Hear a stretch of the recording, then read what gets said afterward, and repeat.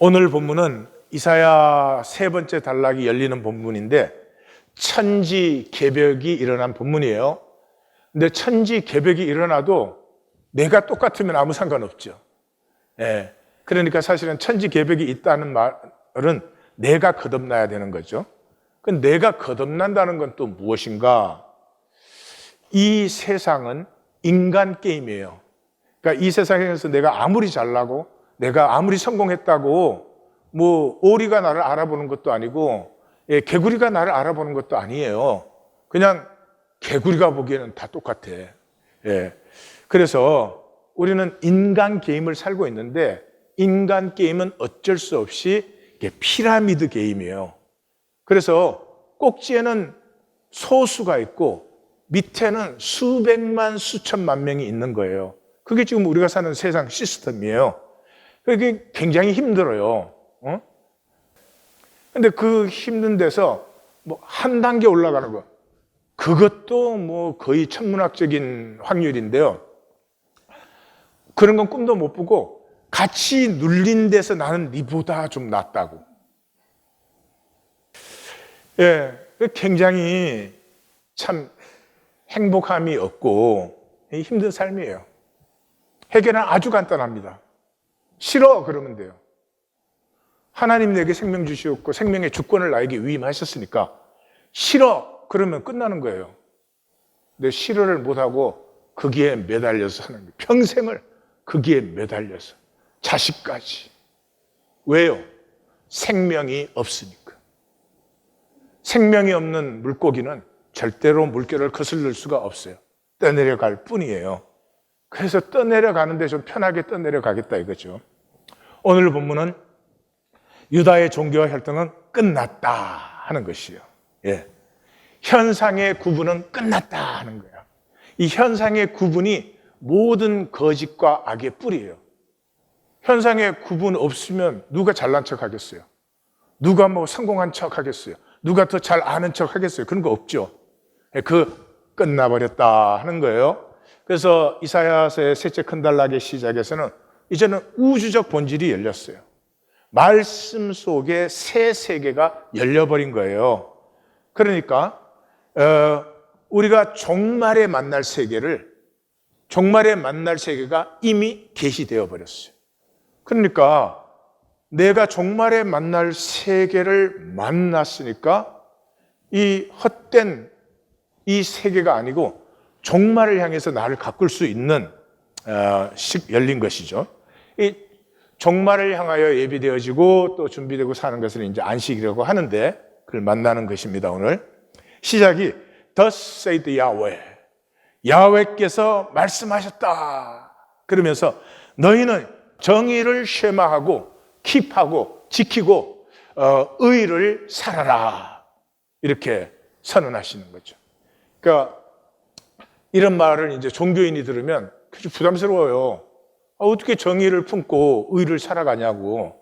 예, 뭐 살고 싶지만 그게 되냐 이렇게 생각되든지 아니면 또 의무로 하나님이 우리 보고 그렇게 살아라 이렇게 들려요. 근데 하나님을 아는 사람이 들으면은 이 정의를 품고 의를 사는 것이 인간에게서는 최고의 가치죠. 최고의 복됨이죠. 최고의 영광이죠. 이 한평생을 사는데 가슴에는 정의를 품고 삶에서는 의를 열매 맺는 삶, 그 이상이 뭐가 있겠어요. 그러니까 하나님이 그렇게 말씀하실 때 아멘 주시옵소서 뭐 이러겠죠. 예, 근데 그 정의를 품고 의를 사는 삶의 내용이 뭐냐 하는 것이 그 다음에 따라서 나와요. 이는 나의 구원이 가깝고 나의 공의가 나타난다. 그러니까 종말이 하나님의 구원과 공의가 온전히 완성되는 게 종말이잖아요. 종말이 이미 계시되어 버렸어요. 예, 어디에서? 스룹바벨의 씨에서. 그래서 아슈레이 복이 있도다. 누가 복이 있어요? 더 몰탈. 우리 번역은 애매모호하지. 몰탈은 죽을 수밖에 없는 인간, 운명을 얘기해요. 그래서 누가 복이 있느냐? 죽을 수밖에 없는데 그 사람이 이 정의를 품고 의를 살아가는 것. 또 인자라는 말은 사람의 아들이에요. 사람의 아들인데 이같이 하나님의 언약을 굳게 잡는 자, 복이 있도다. 그래서 이걸 한마디로 말하면 안식일을 지키는, 안식일을 쉐마하는. 그러니까 둘 중에 하나의 안식일을 쉐마하든지 안식일을 더럽히든지. 이제 더럽히는 그 내용을 이미 선지자가 얘기를 했어요. 이따 보시겠지만. 그래서 그의 손을 금하여 모든 악을 행치 아니하여야. 이것도 종교인이 들으면 아니 사람이 악을 어떻게 안 행해? 악을 행하지 않고 살 수 있나? 뭐 이런 생각을 해요. 왜냐면 그 관점밖에 없거든요. 그런데 하나님의 생명이 있는 사람이 이 말씀을 들으면 그렇지. 내가 생명을 가지고 이 땅에 살아간다면은 내 손에 악을 금함이 있어야지. 넘어져요? 실패해요? 악을 행하고 죄를 지어요? 그럼에도 불구하고 내 손에는 악에 대한 금함이, 쉐마, 지킴이 있어야 되는 거죠. 그래서 악을 행했을 때는 가슴이 아프고 진정한 회개가 일어나죠. 아니 뭐 육신은 어쩔 수 없어. 악을 행하지 않는 사람이 어디 있어? 이 사람은 회개가 없어져 버리는 거예요. 회개 전에 이미 정당화된 거예요. 악을 행하는 게 당연하지 뭐. 안 하는 사람 있어? 있으면 나와봐. 뭐 이렇게 되는 거죠. 이게 이 생명의 관점, 말씀의 관점이 열리지 않는 자는 말씀의 세계가 열리지 않아요. 이제 영원히 열렸어요. 그래서 복되어라. 뭐요? 안식일을 쉐마하는, 안식일을 가슴에 품은 자는 참으로 복되도다. 정리하면 우리가 멸망의 존재예요. 헐게 존재예요. 죽음의 존재인데 쉐마로 차원 전환이 이루어져요. 차원 전환이 이루어진다는 것은 의의 삶이 피어나기 시작해요. 이건 복 중의 복, 지고의 복. 종교인들은 딱 포기하고 살아요. 누가 의를 살 수 있어요? 교리가 그렇게 가르쳐요. 우리가 의를 살 수 없기 때문에 예수님이 대신 의가 되어주셨다. 뭐 이렇게 아주 교묘하게 살짝 비틀어가지고 유업을 파괴시켜버리죠. 한국에 유행하는 말이에요. 강남에는 실컷 먹을 때가 많고 실컷 즐길 때가 많다. 먹고 즐긴 후에 용서받을 때도 많다. 왜요? 강남에 교회들이 많아요. 돈이 많이 들어오니까. 그러니까 어떻게 살았느냐가 문제가 안 돼요. 용서를 받는데. 예? 그냥 교회당 나오고 출석해주고 헌금만 바치면은 그냥 그 믿는 것이고 그럼 용서받은 거예요. 죄사함을 받은 거예요. 그러니까 이 기독교는 자본주의의 배설구가 된 거예요. 지금의 이 신칭에는 중세 면죄부보다 더해요. 중세 면죄부 아시죠? 헌금 갖다 바치면 지옥 갈 사람이 천국으로 이렇게 뚝 떨어진다는 거예요. 지금은 내가 어떻게 살았느냐 아무 상관없어. 이 용서받은 후에 어떻게 살 것이냐 아무 상관이 없어. 그래서 나와서 바치고 믿습니다 그러면 믿음으로 어렵다함을 받았다 이렇게 준단 말이에요. 그러니까 이 신칭이가 면죄부보다 더 심한 시대예요. 사람은 죄만 지을 수 없잖아요. 이 자본주의 사회는 돈 있으면 마음껏 죄를 지을 수 있어요. 하나님 앞에든 사람 앞에든 돈 있으면 마음껏 죄를 지을 수 있어요. 마음껏 죄를 지은 다음에 비싼 변호사 되면 또 마음껏 괜찮아. 그래도 인간은 계속 그렇게 할 수가 없어요. 왜냐 그러면 하나님의 형상이 있거든.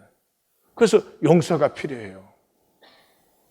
그 역할을 뭐가 해줘요? 종교가, 이 기독교가, 이 이슬람이, 불교가 다 그런 짓 해주고 있는 것이에요. 종교에는 자기 성찰이 화석화되어 버린 사람이에요. 저는 지난주 우리 김기 성도님 그 말씀에서 들어가자마자 샤크 받았어요. 피아노 못 치는 사람은 피아노 앞에 맹인이야. 난 내가 맹인이라고 생각해 본 적이 없어요. 근데 많은 것에 맹인이더라고요. 예, 우리 집 앞에 전기선 묻느라고 이렇게 작은 공사를 하는데 보니까 이게 그 아스팔트를 이렇게 깨내니까 그 밑에 개미집이 있어요. 개미들이 난리가 났어. 뭐 알 물고 달리는 녀석, 뭐 하여튼 얼마나 바쁘고 시끄러운지 말로 다 할 수가 없어. 근데 걔네들이 지금 아무것도 모르는 게 있어. 요거 선 딱 묶고 나면 그 위에 뜨거운 골타루를 부어서 덮어버려요. 그게 우리예요. 얼마나 바쁜지, 얼마나 분주한지 말로 다 할 수가 없어.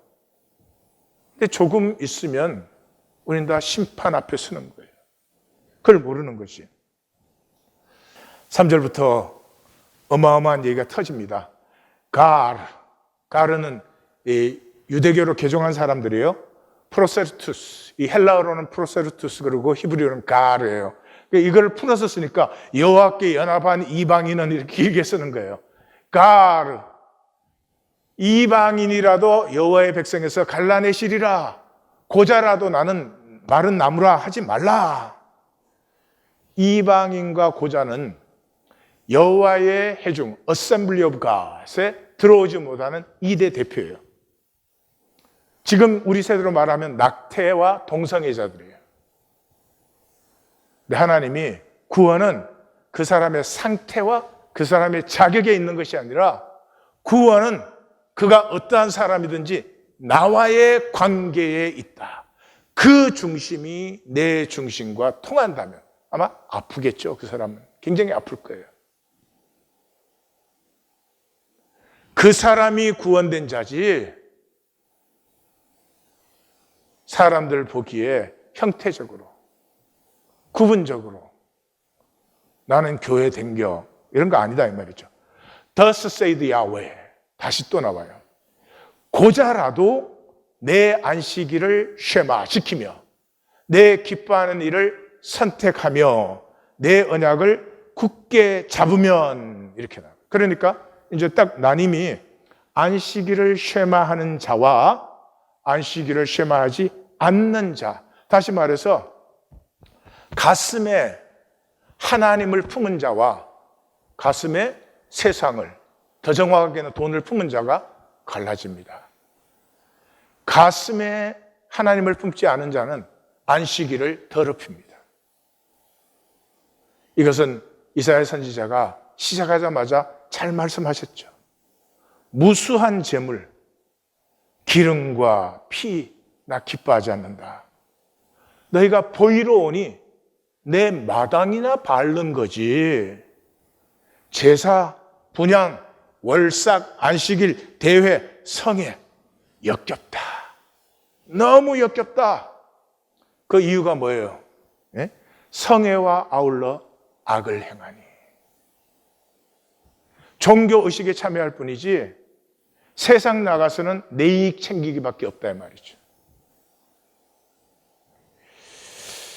그래서 내가 내 집에서 내 성 안에서 자녀보다 나은 기념물과 이름을 주며, 이 말씀 만나기 보니까 이 질문이 나오더라고요.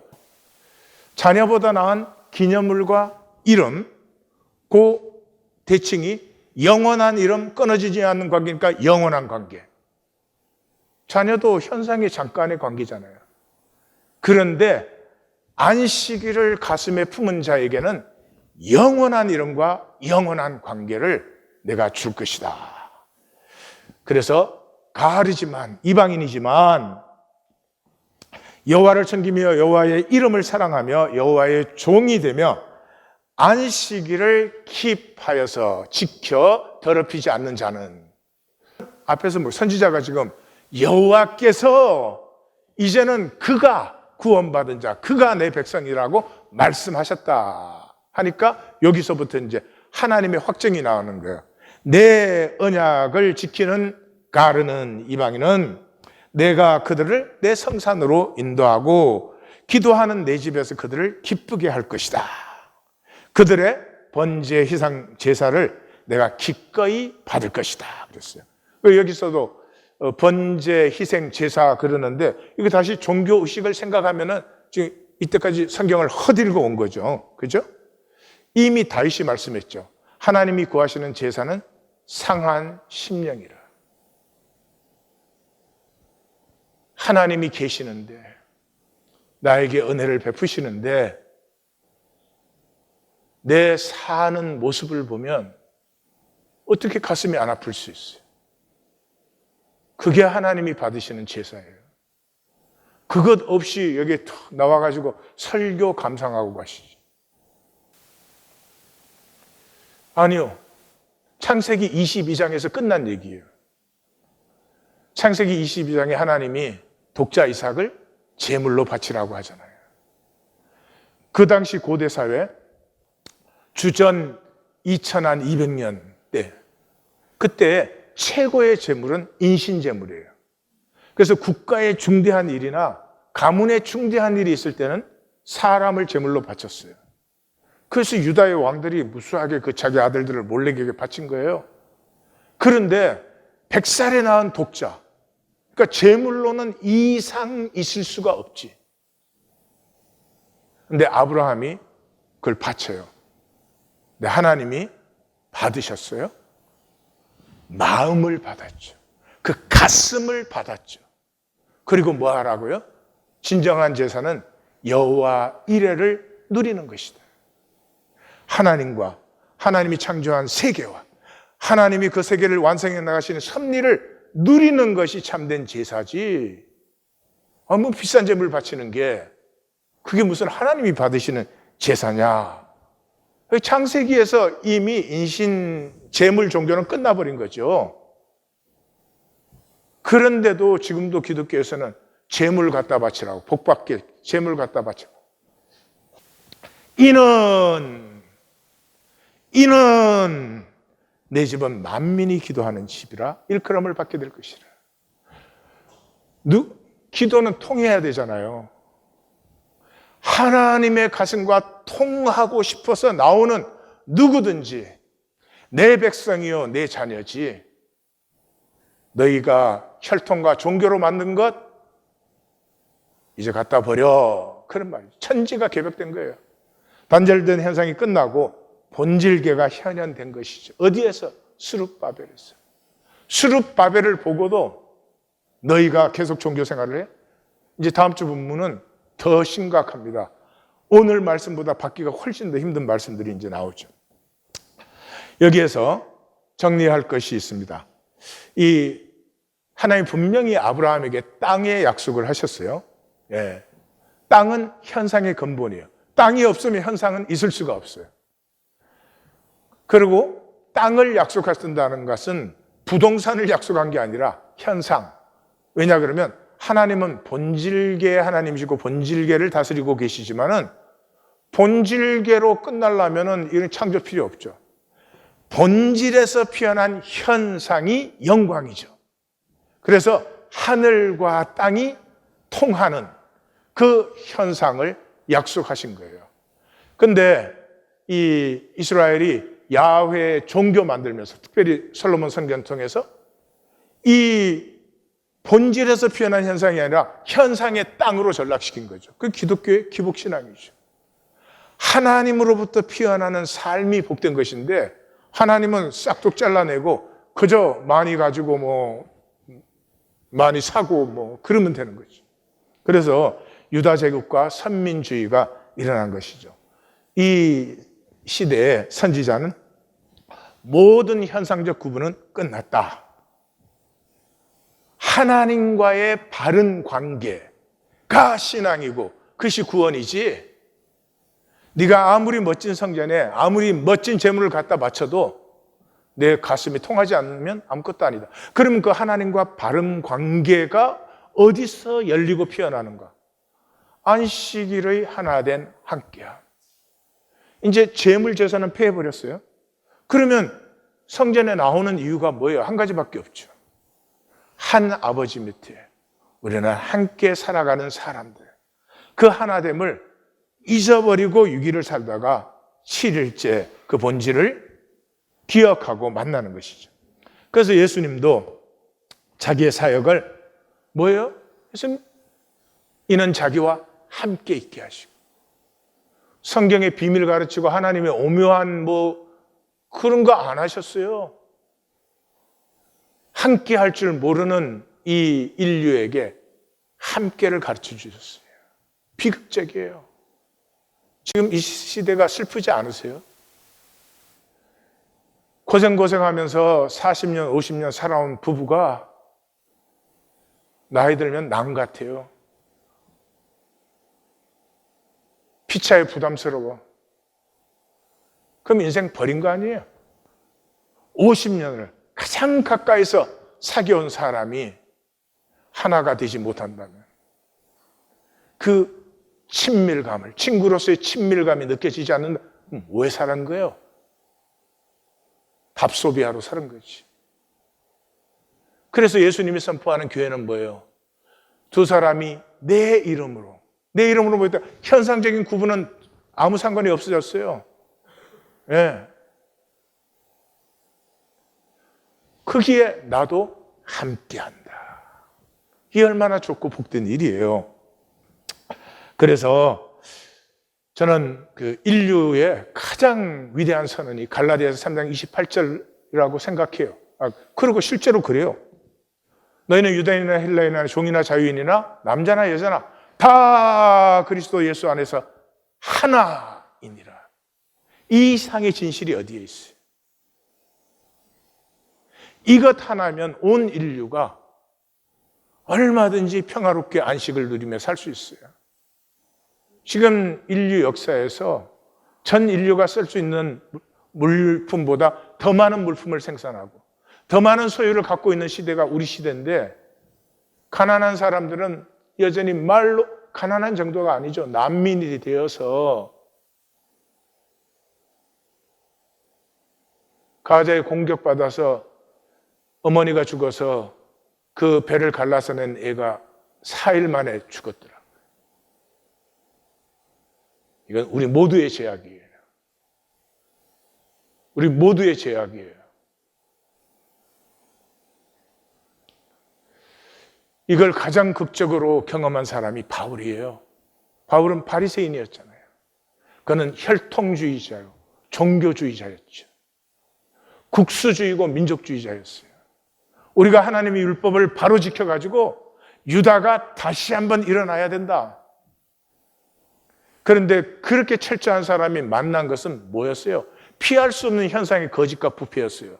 그 당시에 제사장들, 서기관들, 바리새인들이 얼마나 부패했었어요. 왜요? 인간의 모든 구분은 악을 발생시킬 수밖에 없어요. 근데 누가 제일 먼저? 자기 자신이 제일 먼저 경험했어요. 그 예수 믿는 사람들을 잡아 죽일 때 잔멸할세라고 나와 있어요. 잔멸할세. 그래서 집에 들어가 남녀를 잡아내었다 이렇게 되어 있어요. 유대교에서는 남의 집에 들어가는 것 굉장한 폭력입니다. 거기에서 여자를 끌어내는 건 이건 유대교에서는 상상이 안 되는 일이에요. 그런데 자기가 스스로 그런 짓을 했어요. 현상의 구물은 반드시 악을 발생시켜요. 너는 잘나고 나는 못났다든지 나는 훌륭한데 너는 아니라든지 이런 구분에서 다 악이 피어나는 거예요. 나는 나로 살고 있고 너는 너로 살고 있고 너의 삶을 나는 존경하는 눈으로 바라보고 나의 삶을 너도 존경하는 눈으로 바라봐 줄 때 그때 거기에서 생명이 피어나죠. 그것을 바울은 어디에서 만났어요? 교회와 부활하신 주님에서 만났어요.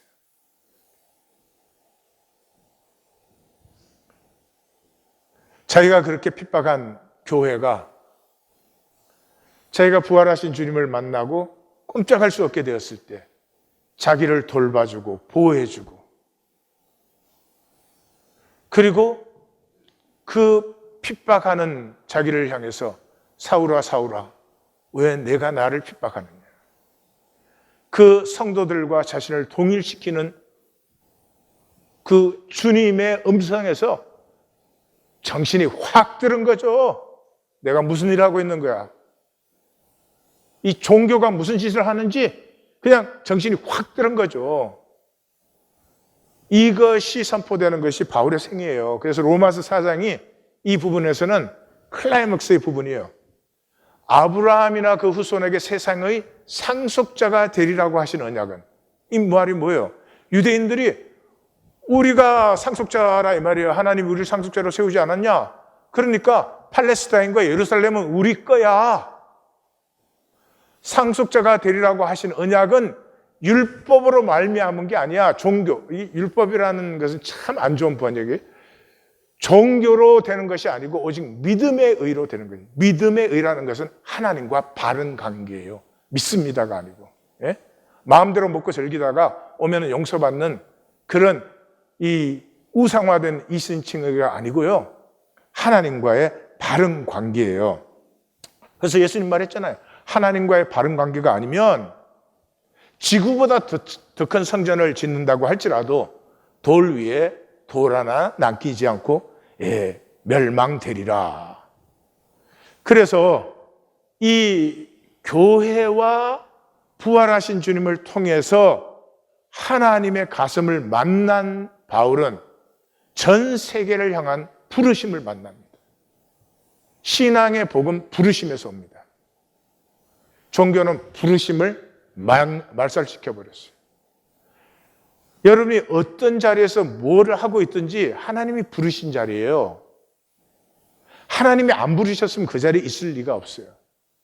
그러면 하나님을 섬겨야 돼요. 그런데 뭐 이렇게 자리 좀 차지하면 내 이익 챙기고 내 주장 세우고 그 사람이 나빠서? 종교에서 배운 게 그것밖에 없어. 제 40년 목회에 이 작든 크든 부르심을 받는 사람은 반드시 복되어집니다. 모든 면에서 영적으로, 육적으로, 물질적으로, 가정으로, 기업으로. 근데 종교에는 부르심을 몰라요. 자기가 해주는 거야. 내가 봉사해주는 거야. 그래서 한다, 못한다, 하겠다, 안 하겠다, 뭐 들락날락 뭐 그거를 신앙이라고 그러고 댕기는 건 끝났다 이런 말이에요. 지금 이 시대에 그 부작용이 나타나죠. 그래서 사도 바울은 베드로는 할례자의 사도로 부르셨지만 하나님이 나를 이방인의 사도로, 이제는 이 혈통과 종교로 구분되지 않는 이 모든 사람들에게 사도로 나를 삼으셨다 그러죠. 근데 지금은 이 종교가 시온주의가 됐죠. 시온주의는 현상의 땅을 주장하는 거예요. 하나님께서 팔레스틴과 예루살렘을 우리에게 주셨잖아요. 그 우리 땅이다라는 거죠. 그래서 수천 년 거기 살던 사람들을 쫓아낸 것이죠. 이 시온주의는 협소한 국가 혈통주의죠. 언약을 종교로 전락시킨 악이에요. 그래서 지금 팔레스틴을 파괴하고 있고 UN 조사단이 이 조사해가지고 발표했죠. 제노사이드라고. 하요 마이어는 홀라코스트 생존자예요. 유엔에서 1월 27일을 국제 홀라코스트 희생자 추모의 날로 정해서 2010년 그 추모의 날에 이분이 나눈 거예요. 이분은 학자도 아니고 그냥 홀라코스트에 살아남은 평범한 그 삶의 한 사람이에요. 그 이렇게 말했어요. 아우슈비츠에서 나는 다른 누군가를 비인간화하는 자는 자기 자신을 먼저 비인간화한다는 사실을 깨달았다. 반드시 그래요. 남을 멸시하는 자는 자기를 멸시하기 때문에 남을 멸시하지, 자기를 존중하는 사람은 남을 절대로 멸시할 수 없어요. 그들은 어떤 유니폼을 입었든 독일 군복이든 수감자복이든 압제자는 더 이상 진정한 인간이 아닙니다. 무슨 이유로든지 남을 압제하는 자는 자기 인간성이 결여되어 있기 때문이에요. 내가 기억하는 유대교의 윤리 전통은, 여기 유대교라는 말은 이제 성경이라는 뜻이겠죠. 시오니즘의 바탕과 전혀 다르다. 유대교는 보편성과 인간성에 기초하지만, 성경은 보편성과 인간성에 기초하지만 시오니즘은 아주 협소한 국가주의, 인종주의, 식민주의의 합성물이다. 그리고 그는 영미 기독교인들의 죄악을 고발하고 그때 침묵하고 방조한 정치 지도자들을 고발했습니다. 아니, 유대인들에게 땅 줄 거면은 미국의 땅이 넓은데 여기 주면 되지.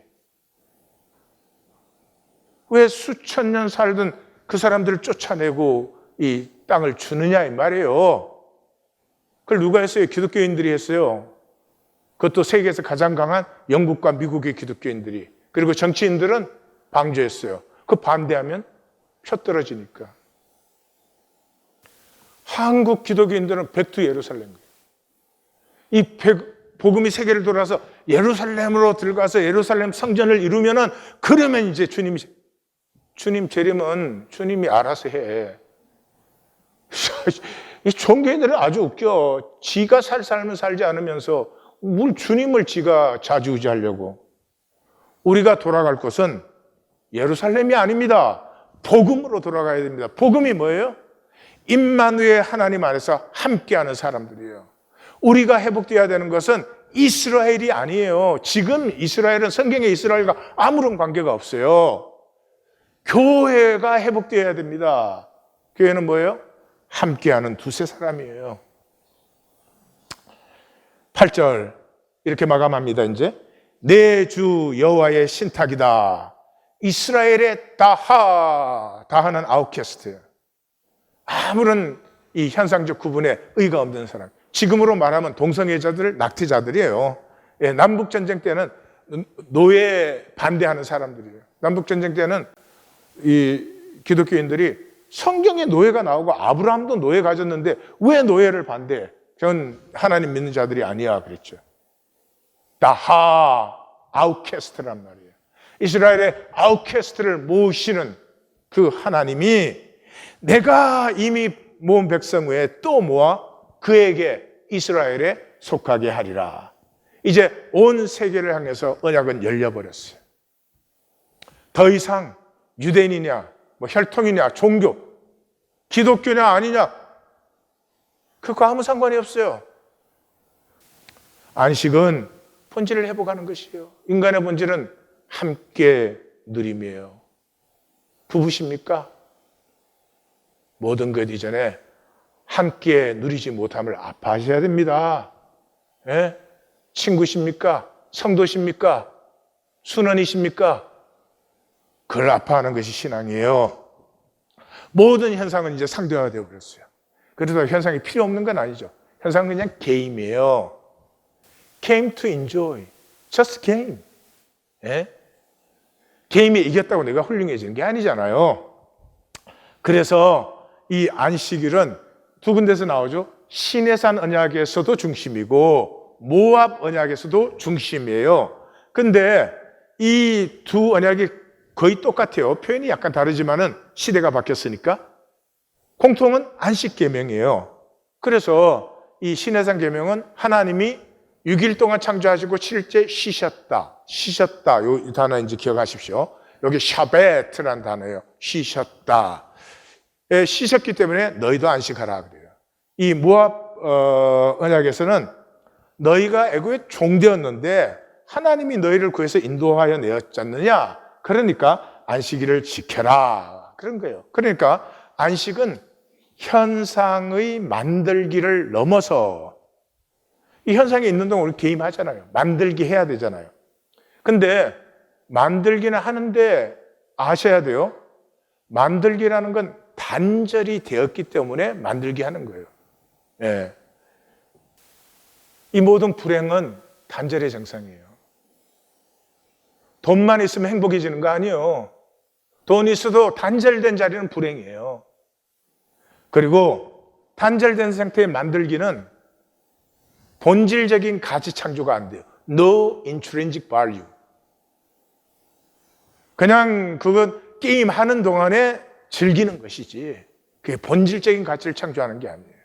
그러니까 안식은 이 현상의 만들기를 넘어서 본질적인 신비를 누리는 것이에요. 본질의 신비가 뭐야? 하나됨이잖아요. 하나됨이 뭐예요? 사랑이잖아요. 사랑의 체험이 최고의 체험이에요. 사랑을 체험하면 삶이 그냥 본질적으로 달라져요. 근데 사랑은 싹 빼앗아 버리고 이 세상은 돈만. 근데 그럼 뭘 좋아서 그렇게 움켜질까? 거기에 매달려서 살까? 우리만이 아니에요. 아모스 2800년 전에 이 보세요. 너희가 월삭이 언제 지나서 우리가 곡식을 팔며 안식일이 언제 지나서 우리가 밀을 내게 할고 에바를 작게 하고 세계를 크게 하여 거짓 저울로 속이며 은으로 힘없는 자를 살며 신한클레로 가난한 자를 살며 찌꺼기 밀을 팔자 하는도다. 지금 우리 시대 이 정도는 애교야, 애교. 우리 시대는 법과 제도를 통해서 기가 막히게 서로를 속여서 서로 취하려고 해요. 그런 우리를 향해서 하나님은 안식일을 지키라. 그것은 내 기쁨을 택하라. 근데 하나님의 기쁨은 우리가 하나인 것이에요. 그래서 모든 안식일의 계명은 함께 누려라요. 그래서 신명기 16장을 보면 내 자녀와 그렇게 나와요. 우리가 자녀에게는 얼마나 귀하게요. 근데 노비와 레인과 객과 고아와 과부를 내 자녀와 함께 품고 대접하라. 너희 종되었을 때 힘들었지? 너희도 세상처럼 그러면 안 되지. 그 말이죠. 24장에 가서는 너는 애굽에서 종되었던 일을 기억하여서 그 하나님의 속량을 기억함으로 곡식을 벨 때 객과라고 하는 것은 우리로 말하면 서류 미비자들이 고아와 과부를 위해서 남겨두어라. 감람나무를 뜰 때도 남겨두어라. 포도를 추수할 때도 남겨두어라. 여러분, 이 나뭇잎이 지금 새로 나오는 계절인데 나뭇잎이 나오는 것은 나무가 물을 빨아들여서 그때는 목부수액이라 그래요. 물을 빨아들일 때는 그냥 물이에요, 정말. 그래서 물과 아미노산과 미네랄밖에 없어요. 그 물을 빨아들여서 이파리에게 줘요. 그러면 잎은 햇빛을 받고 CO2를 받아가지고 이 목부수액을 사부수액으로 만들어요. 근데 하여튼 사부수액은 당분이 많아요. 그래서 이게 생명을 자라게 하는 거예요. 그래서 나뭇잎이 그 당분을 만들어서 그걸 나무로 다시 보내주는 거예요. 그래서 나무가 자라면 그 나무는 더 많은 목부수액을 잎으로 보내죠. 그러다가 가을이 되면 잎이 떨어지잖아요. 그럼 우리는 이제 잎이 죽었다, 끝났다 이렇게 생각해요. 아니요. 잎이 떨어지면 그게 그름이 되고 다시 새로운 방식으로 나무에 생명을 공급해요. 바로 이 과정을 reself, 그게 아까 일곱째 날에 쉬었다 할 때 샤벳이라는 단어예요. 샤벳, reself 하는 거예요. 그러니까 우리 이 현상에 이 모양으로 살다가 죽으면 끝나는가 보다 하는 사람은 그건 영원히 하늘 그대로. 아니에요. 생명은 계속 reself 돼요. 이 육체를 가지고 있을 때 이 현상, 이 모습으로 하나님과 관계하고 만유와 관계하던 내가 죽은 후에는 전혀 새로운 차원의 새로운 관계로 reself 되어서 다시 하나님과 통하고 만유와 하나가 되는 것이에요. 고 샤벳가 안식이에요. 쉬었다. 그래서 창조 기사에서 나오는 6날 창조하시고 7째 날에 샤벳 하셨다. 또 너희를 종되었던 애굽에서 인도하여 내었으니 너희도 샤벳 하라 할 때 이 두 개의 언약이 이 안식의 원리에서 만나는 거예요. 다시 말해서 안식하라는 것은 reself 하라. reself 하라. 에? 이 안식을 설명하려면 희년을 패스할 수가 없어요. 희년이 안식의 완성이거든요. 근데 이거 설명하고도 1시간 안에 이 마감할 수가 없어. 자, 그래서 희년은 굉장히 그 성경의 가장 소중한 부분이에요. 여러분이 레위기 25장은 많이 묵상하셔야 되는데 제가 아주 간단하게만 지나겠습니다. 첫 7절에서는 안식년에는 하여튼 남녀, 종품꾼, 개까지 다 함께 먹어야 된다, 나눠 먹어야 된다. 그 다음에 8절, 9절은 그 안식년이 7번 지나면 50년째 해가 오는데 그때는 요벨, 여기서 이제 희년의 영어인 주빌리가 나온 거예요. 요벨을 크게 불어라. 그 요벨을 불면 어떻게 하느냐? 50년째는 구분된 해다, 거룩한 해다. 자유를 공포하고 모든 사람이 자기 소유지, 자기 가족에게로 돌아가게 하라. 그럼 보세요. 옛날에는 50년 사는 동안 어떤 사람은 잘 살아가지고 기업을 오히려 넓힐 수도 있고 어떤 사람은 기업이 다 없어져가지고 남 밑에 종노릇 할 수도 있어요. 그러나 50년 되면 다시 다 똑같이 나눈단 말이에요. 그러면 누가 욕심을 그렇게 내겠어요? 누가 성공한 게 절대 가치가 되겠어요? 이게 생명이 사는 방식이에요. 그리고 내가 아무리 성공했든 실패했든 내 것을 자녀에게 물려줄 수 없어요. 다시 되니까. 자녀는 자녀의 삶으로 프레시하게 다시 하는 것이. 이걸 인간은 지금 뭐를 만들어가지고, 솔직히 말해서 인간이 다 괴물들이 돼 있잖아요. 인간성을 상실해버려요. 그래서 예수님도 이 땅에 오셔서 이 희년 선포를 자신의 사명 선언으로 삼으셨죠. 정지하 씨, 우리는 어디까지 알까라는 작품이에요. 말의 온도라는 작품에서 한번 우리 만났었죠. 이 사촌 동생 기태기와 얘기인데, 이 주인공 나는 이름이 안 나와요. 이 기태기는 거의 2m에 가까운 거구의 장사예요. 그런데 이제 자기 엄마는 젖이 안 나와가지고 큰엄마 젖을 둘이서 같이 먹어서 전남매예요, 사실은. 근데 기태기는 약간 둔하고, 좋게 말하면 순잔해요. 그래서 이제 서로 고등학교 졸업하고 헤어져가지고 30년 동안 따로 살다가 이제 자기가 고향으로 돌아왔는데, 이 기태기가 이제 돌아왔을 때 자꾸 전화하는 거예요. 근데 전화 안 받아. 전화 안 받으면, 안 받는구나 알아야 되는데 얘는 그걸 몰라. 그리고 찾아와가지고, 그렇게 바빠. 막 이래요. 그런데 이제 기태기가 돌아와가지고 작은 엄마 있어요. 그러고 들어오니까 자기 엄마는 평생에 말 한마디가 없는 사람이에요. 그런데 기태기, 그리고 귀가 지금 먹었는데 기태기 소리는 얼른 알아들어. 그리고 말문이 열려가지고 온갖 얘기를 다 해. 기태기는 이제 10년 전에 위암 수술을 했어요. 근데 자기 아버지가 신중반에 위암 수술을 받고 죽었어요. 근데 그 아버지는 그 어릴 때 6.25 때 그 자기 아버지, 할아버지와 그 동네 사람들이 몰살당하는 장면을 목도를 했어요. 그 후에 평생 경기를 하는 거예요. 그리고 그 큰아버지한테 왜 이렇게 술을 먹냐고 물어보면 사방이 시커먼 허방이야. 달려드는데 무서워서 견딜 수가 없어요. 그래요. 그랬는데 이제 이 기태기는 위암 수술하고 피를 토하고 또 술을 마셔요. 그러니까 그 부인이 굉장히 착한데 이 주인공에게 이 세상에 고모 말밖에 안 들으니까 고모 좀 살려주세요. 그러니까 이제 이 고모가 기태기한테 야, 관리만 하면 되는데 왜 병원을 안 가? 왜 병을 키워? 너 정기검진 받고 술 이제 끊어. 막 그래요. 근데 이제 제일 뒤에서 나타나는데 이 기태기 역시 눈을 감으면 시커먼 게 달려들어서 목을 막 조르는 거예요. 그러니까 무서워서 잠을 잘 수가 없어요. 눈 감으면 그러니까 술을 마시면 잠이 드니까 할 수 없이 마시는 거야. 그래서 이제 큰아버지는 이 아들이 둔하니까 이 아들을 맨날 숙칭을 하는 거예요. 먹는 것밖에 모르고.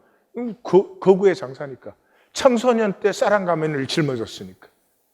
그러니까 뭐 아버지가 막 밥만 먹으면 핍박을 하니까 밤에 아버지 잠들고 나면 그 할머니가 몰래 밥을 차려가지고 이 손자를 먹이는 거예요. 그래서 그 할머니가 피난처예요. 근데 애가 좀 약간 둔한데 이제 힘은 좋으니까 동네 깡패들이 데리고 가서 이제 살인을 시키는데 이 칼로 찌르려고 하는데 할머니가 갑자기 눈에 탁 보이는 거예요. 그래서 찌르지 못하고 도망 나와요. 도망 나와서 이 주인공의 집 작은 아버지에게 와가지고 작은 아버지 저 오거리파가 나 이제 죽일 텐데 나 좀 살려달라고. 그러니까 그 작은 아버지의 그 친구가 있는 강화도로 이제 보내줘요. 그러면서 그 작은 엄마가 아가 태가 너는 천성이 착해서 남에게 못된 짓 하면 제명에 못 산다. 어릴 때 작은 아이들을 때리지 못해서 너는 맞았지 않느냐. 그렇게 해서 강화도로 보내요. 어쨌든 군대를 가게 되고 제대를 하고 결혼을 해서 참 착한 부인 만나서 두 아들을 낳고 두 아들을 잘 길렀어요. 근데 아들이 장성해지니까 다시 술 문제가 시작되는 거예요. 이걸 돌봐야 될 때 동안에는 자기 문제를 잊었는데, 그러니까 이제 그 작은 어머니가 이 술 마시면 죽는데 계속 마시니까 나 술 한 잔 주라. 그래서 평생에 뭐 술 한 잔을 못 하시는 분인데 이렇게 마셔보시대. 야, 이렇게 쓴디 운 술을 그렇게 마시냐 그러니까 술을 마시면 술술 잊어져서 그래서 마신다고 이제 그래요. 그러면서 이제 그 기태기가 그 자기 엄마, 작은 엄마한테 작은 엄마 제일 좋아하는 내가 매운탕 끓여드릴게 그래요. 이 딸은 금시초문이야. 아, 엄마가 매운탕을 좋아해?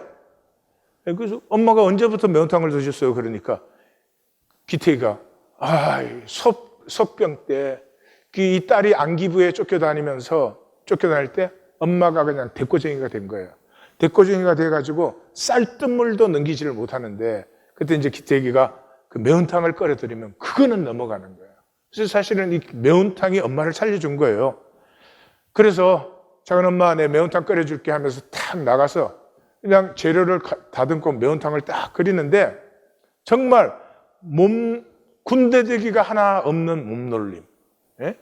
그리고 그 칼질 하나, 이 파 하나 자르는데 각이 딱 서 있어. 그 사람은 몸의 사람이에요. 예? 세상은 몸의 사람이 얼마나 훌륭한지 모르는데 사실은 머리 쓰는 사람보다 훨씬 훌륭한 사람이요. 응? 그 매운탕 만드는 모습을 보면서 어릴 때 모습이 떠오르는 거예요. 그 맞고 나서도 빨간 웃음을 짓는. 예. 그 둔해서 창피하다고 사촌 동생인데 창피해서 자꾸 밀어내는데도 그것도 모르고 상처도 받지 않고 그렇게 누나를 좋아하던 그 태기가 떠오르는 거예요. 그때 선생님한테 주로 맞는 이유가 국민교육원장을 못 외워. 그래서 이제 집에 데리고 오면서 계속 그걸 외우게 하는 거예요. 우리는 민족중흥의 역사적 사명을. 그런데 얘는 우리 집은 민족중흥까지밖에 못 가. 그렇게 애쓰고 있는데 갑자기 그러는 거야. 누나, 못 봤어. 그러는 거야. 뭘 그러면 저 참깨가 뻥끗 숨 쉬었잖아. 뻥끗. 그 누나는 그런 건 아무것도 모르지. 그러고는 발 걷고 달려 들어가면 참깨에 가재에 물고기에 한 바구니 잡아가지고 올라오는 거예요. 잡는 것도 1등, 손질하는 것도 1등. 그리고 작은 집에 와가지고 그거 다 손질해주고 가. 자기 집에는 못 갖고 가. 그거 들고 가면 아버지가 먹는 거밖에 모르는 이놈의 자식. 이러니까. 그래서 작은 집에 있다가 이제 자기 집에 돌아가야 될 시간, 마지막 시간까지 버티다가 집에 돌아갈 시간이 되면 애가 풀이 죽어가지고 그렇게 그러면 그 자기 엄마가 애가 무슨 죄요? 그렇게 태어난 것을. 근데 우리는 그렇게 기른 것을까지예요. 우리 자녀가 어떠한 자녀든지 그 자녀 모습대로 기뻐해주고 즐거워해주면 그 아이에게서만 피어날 생명이 있는데 말 많이 듣기 귀찮다. 직접 들으세요. 기태기가 매운탕을 국그릇 3개에 나눠 탁자 위에 올렸다. 고추장과 고춧가루 듬뿍 넣어 방앗잎으로 마무리한 매운탕은 보기만 해도 군침이 돌았다. 우리 집에도 방앗잎이 있는데 혹시나 싶어 챙겨온 모양이었다. 머리도 나쁜 놈이 이럴 때는 제법 머리가 돌아갔다. 잡숴보세요, 작은 엄마. 누나도 한술 떠봐요. 밥때 아니면 입도 달싹하지 않은 어머니가 웬일로 숟가락을 들었다. 작은 엄마가 매운 거 못 드시니까 땡초는 뺐어요. 잡술만 할 것이요. 어머니는 기택의 매운탕을 한 그릇 뚝딱 비웠다. 근래 이렇게 잘 먹기는 처음이었다. 어머니가 그럴만하게 감칠맛이 났다. 기택이는 제가 끓인 매운탕을 안주 삼아 어머니가 숨겨놓았던 소주 한 병을 천천히 비웠다. 소주가 바닥을 보이자 기택이는 숟가락을 놓았다. 매운탕이 반 넘게 남아있었다. 멍하게 술잔을 바라보던 기택이가 갑자기 밖으로 뛰쳐나갔다. 또 소주를 가지러 가는 모양이었다. 어머니는 기택이가 사라진 현관문을 애처롭게 바라보았다. 택이 틀린 것 같다. 어쩌냐 불쌍해서. 다 쥐가 자초한 거야. 그러게 병원을 왜 안 가? 바보야? 저 지경이면 독하게 마음 먹고 술도 딱 끊어야지. 술 하나를 맘대로 못해? 그게 사람이야? 예, 야멀차게 굴지 마라. 사는 것이 다 맘대로 안 된다. 너는 살아보니까 네 마음대로 다 되디? 그랬으면 네가 이혼을 왜 했냐고. 총구석으로 왜 기어들어왔냐고. 속상한 마음에 몇 마디 했을 뿐인데 어머니가 훅 치고 들어왔다. 이혼했다는 소식을 전했을 때도, 모교에서 자리 잡는데 끝내 실패하고 고향 인근 대학에 자리를 잡았다고 했을 때도 잘했다 한마디만 했던 어머니였다. 그래서 괜찮은 줄 알았는데 어머니의 속내는 그렇지 않았던 모양이다. 어쩔 수 없는 일도 있어. 태기 너무 다그치지 말아라. 태기가 마음이 너무 여려서 그렇다. 쟤는 무슨 일만 생기면 나한테 달려왔어. 펑펑 울면서 미주알 고주알 다 털어놨어.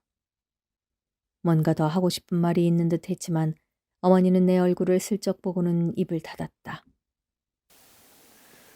말 없는 엄마가 태기만 만나면 말이 열려요. 이 밥때가 아니면 절대로 술을 들지 않는 이 엄마가 태기가 뭘 해주면 너무 맛있게 드셔요. 이 잘난 수제 딸은 내 몫의 아픔은 내가 해결하는 거야. 어? 남이 해결해 줄 수 있는 것도 아니고 남에게 패기칠 일도 아니고 그렇게 살아왔죠. 근데 나간 기태기가 돌아오지 않아서 나가봤더니 주저앉았어요. 그 거대한 장사가 이제는 뼈골만 상접해가지고 주저앉아가지고 각해를 하고 있어요.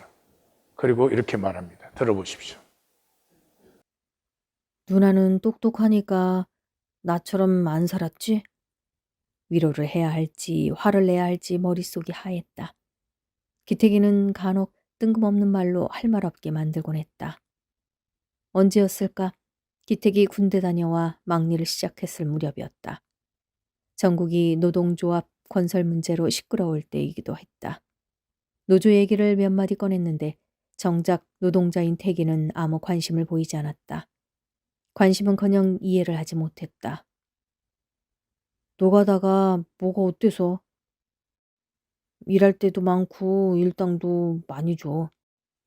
오야랑 형님들이랑 막둥이라고 얼마나 잘해주는데.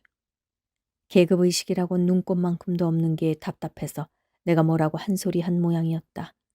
내 말이라면 자다가도 벌떡 일어나던 택이 웬일로 내 말을 싹둑 잘랐다. 알았네 알았어. 나 밥벌이는 내가 알아서 하니까 작은 엄마한테나 좀 신경 써요. 통 잡술질 못하잖아. 내가 노동계급의 권리에 정신 팔린 사이 어머니는 담낭함을 앓고 있었다. 기택이 말이 아니었으면 어머니 살이 내린 것도 모르고 지나쳤을 것이다. 기택이 덕분에 병원에 갔고 어머니는 목숨을 건졌다. 자기 때문에 엄마가 담낭암이 걸렸는데 병이 든 줄도 모르는 수제 딸, 시골 여고에서 서울대학교 최초로 합격한, 그래서 50된 나이에 본교 자리 못 잡아서 지방대 교수로 내려왔는데 그 학교는 곧 문 닫을 것 같아요. 무슨 달리기를 시작하자마자 원하지 않는 결선점에 도착한 것 같은 그런 이상한 느낌이에요. 질문 드립니다. 누가 잘 살고 누가 못 사는 것입니까? 누가 잘 살고 누가 못 살고가 있습니까? 이 짧은 현상에 정말로 잘 살고 못 살고가 있는 것입니까? 우리는 뭘 안다고 합니다. 그래서 아는 대로 다 각자 살아가는데 정말 아십니까? 정말 아십니까? 내가 무엇을 하고 있는지. 종교인, 성도님들, 종교인, 하나님의 상품 없습니다. 거짓과 이기뿐입니다. 하나님 임재 모릅니다. 그래서 예배도 가짜로 드립니다. 나 위에서 나와 앉아 있습니다. 하나님을 누리지 못합니다. 안식이 없어요. 불안, 두려움, 초조, 열등감, 수치심, 종교인, 하나님의 자녀 아닙니다. 하나님과 관계 없습니다. 하나님의 구원받지 않았습니다. 하나님의 자녀는 모든 것 이전에 하나님의 성품에 참여합니다. 먼저 그의 나라와 그의 의를 구합니다. 이 생명의 영광을 버릴 리가 없습니다. 하나님의 자녀라면. 사랑하는 성도님들, 전하는 저도 아프고 듣는 마음도 편치 않았을 것입니다. 아팠으면 좋겠습니다. 오늘 밤은 잠을 못 들었으면 좋겠습니다. 한 번쯤 내 생명을 걸고 하나님과 부딪혀 보시면 좋겠습니다. 저는 우리 하나님 교회에서는 한 사람도 멸망하기를 원치 않습니다. 계속 종교로 가시는 길은 멸망의 길을 점점 가속도화 시키는 것입니다. 우리를 구원하실 하나님의 은혜를 축원합니다. 기도하십시다.